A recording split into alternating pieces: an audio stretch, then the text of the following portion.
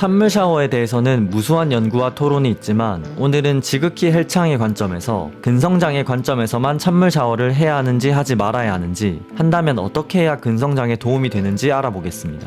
근성장과 근육통을 외치며 운동 후 비명소리와 함께 찬물 샤워를 갈기는 헬창들이 있습니다. 찬물 샤워는 정말 근성장에 도움이 될까요? 정답부터 말하면 그렇지 않습니다.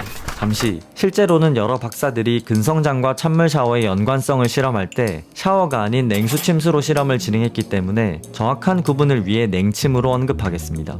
2020년 6월 발표된 피크 박사의 연구에 의하면 근력 운동 후 정기적인 냉침은 장기적인 관점에서 근력과 근육량의 증가를 저해할 수 있다는 증거가 늘어나고 있다고 합니다. 심지어 운동 후 냉침과 액티브 리커버리를 비교했을 때 액티브 리커버리에서 더 많은 근력 증가가 있었다는 연구도 있습니다. 여기서 액티브 리커버리는 능동적 회복을 뜻합니다.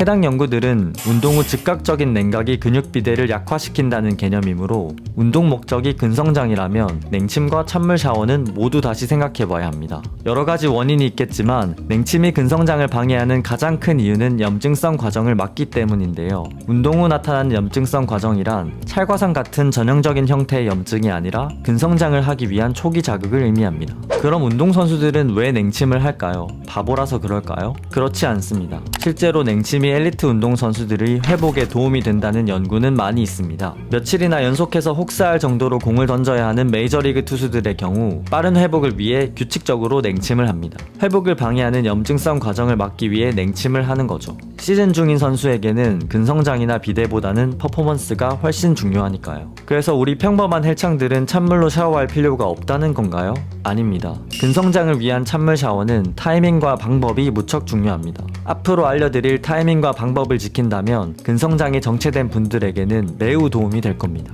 특히 운동하는 사람들에게 가장 중요한 3가지 조건, 충분한 수면, 양질의 식사, 적절한 훈련 분할을 하고 있음에도 근성장이 오래도록 정체된 사람들에게 찬물 샤워는 매우 좋은 방법이 될 수 있다고 합니다.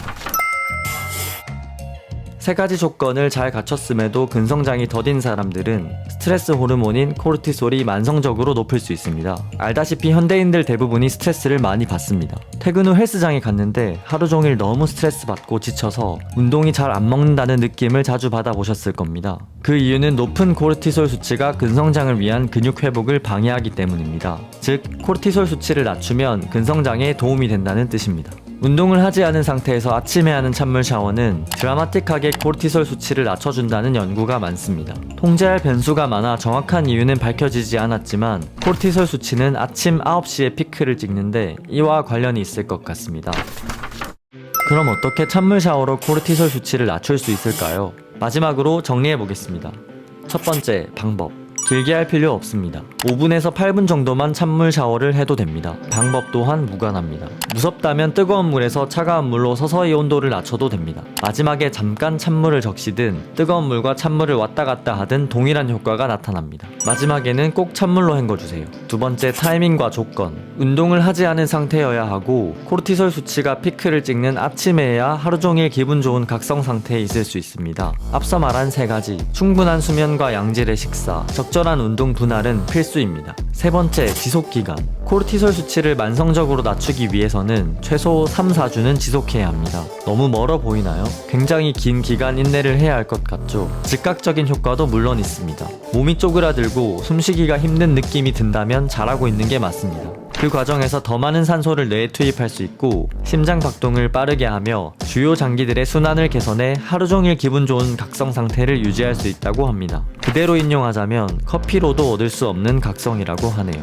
온도에 대해 궁금하실 수 있는데 날뛰면서 복행근에 자극이 오고 근수축이 일어날 정도로 차갑다면 충분합니다. 찬물 샤워의 이점은 무수히 많지만 오늘은 오직 근성장의 관점에서만 찬물 샤워를 알아봤습니다. 충분히 잘 자고 있고 좋은 식사를 하고 적절히 훈련하고 있는데도 근성장이 정체되어 있다면 아침 찬물 샤워가 정말 드라마틱한 근성장을 유도할 수 있다고 합니다. 날이 추워졌지만 근성장보다 중요한 게 있을까요? 찬물 샤워는 공짜니까 당장 내일부터 꼭 시도해 보시길 바랍니다. 끝까지 시청해 주셔서 감사합니다.